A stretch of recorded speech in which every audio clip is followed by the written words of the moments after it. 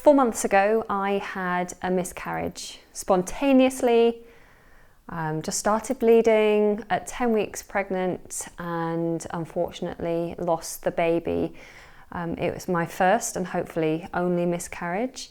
I found it very traumatic. There was a lot of things about having a miscarriage that I didn't know to expect and found quite surprising. I feel like I dealt with it quite quickly afterwards, and I felt emotionally and physically ready to start trying again the following month. You are expected to wait for at least one cycle to just get everything back to normal, so you can just be ready. And to be honest, I needed a few weeks to get over everything. Especially physically, my body wasn't ready. And so once we got into the August and I had my first normal period, it was time to start trying again. I honestly thought that it would all happen very quickly. We were told that it's quite easy to get pregnant after a miscarriage. I don't think that's true.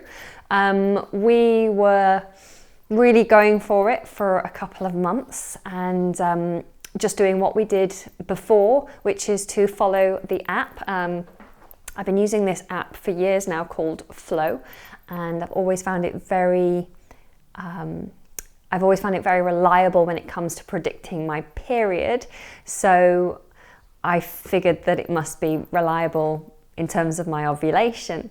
And previously we'd used it as a form of not getting pregnant. So I'd use it to predict when my non-fertile weeks were and days were, and we'd, do the deed a little bit carelessly in those times, and then we would be more careful when the app told me that I was more likely to get pregnant at this point. So we used it in that way initially, and then when we were ready to start trying, we used the app to get pregnant with Jacob, and it happened very quickly on the second month of trying. Then obviously with the second pregnancy, I fell pregnant before even having a period.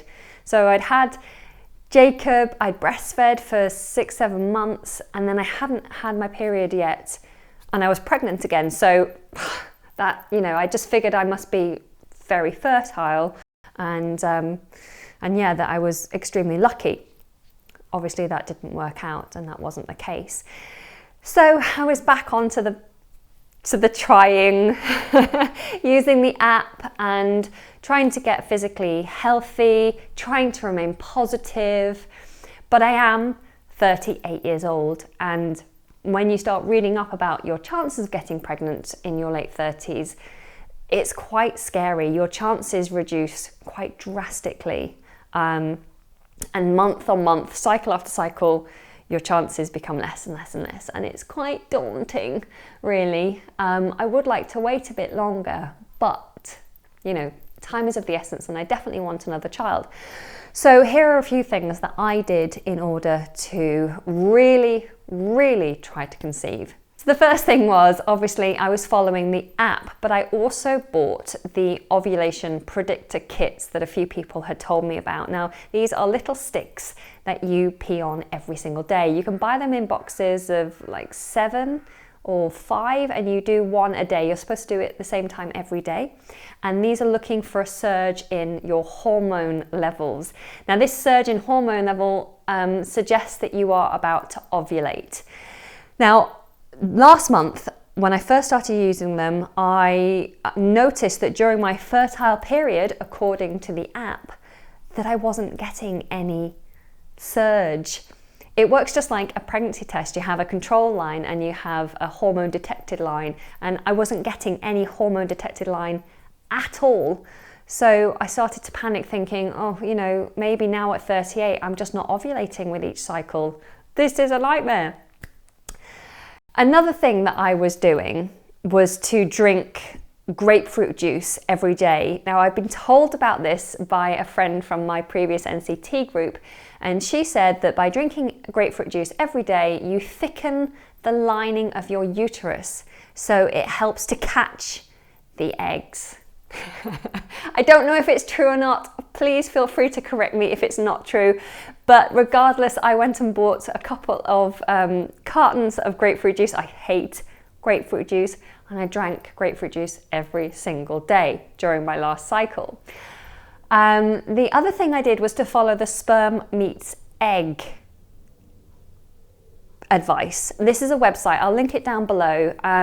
They basically suggest how many times and when you should do the baby dance during your cycle in order to give yourself the biggest chance of getting pregnant.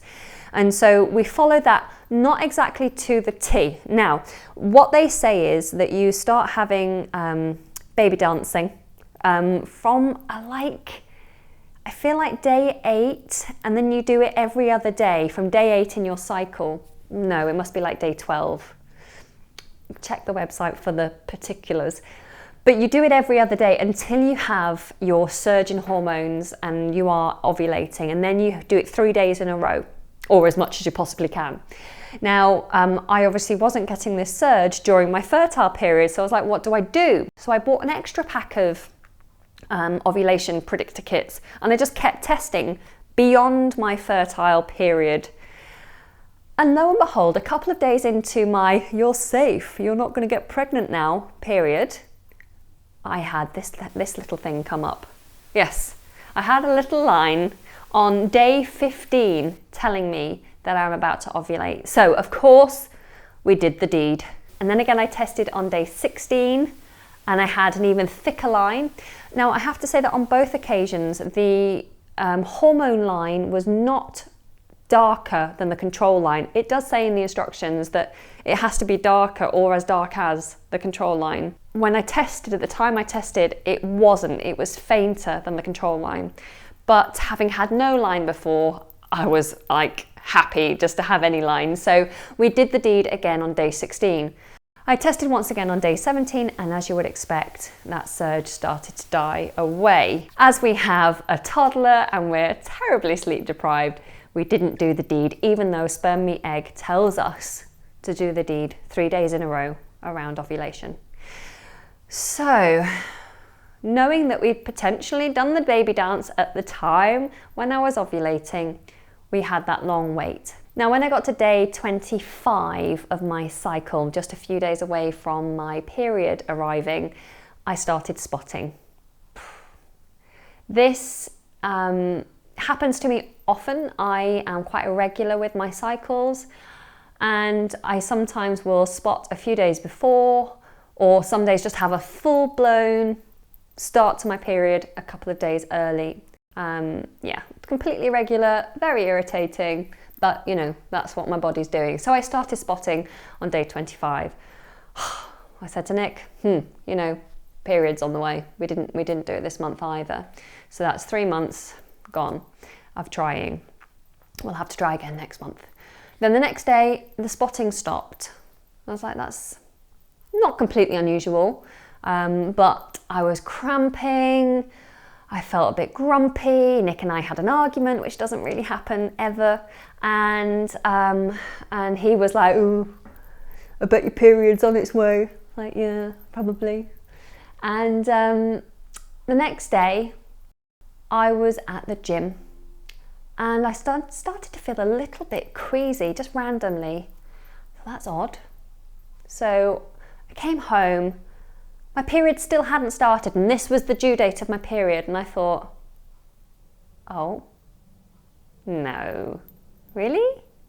No, I've already been spotting, I can't be. And so I did a clear blue pregnancy test, and this is what happened.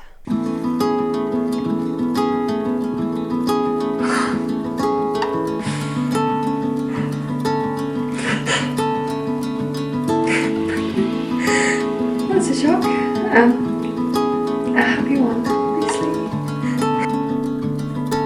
As you can see from my reaction, I was rather shocked and instantly filled with this huge surge of excitement, relief, and terror.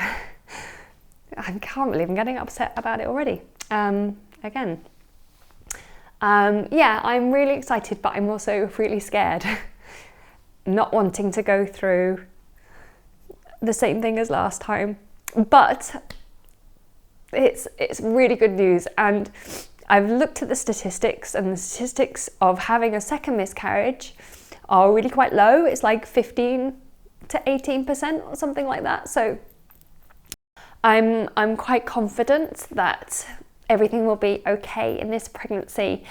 So if you are trying to conceive and perhaps you've previously had a miscarriage, or you're a little older, or you've just been trying for a little while and it's not working out, I would definitely recommend the ovulation predictor kits.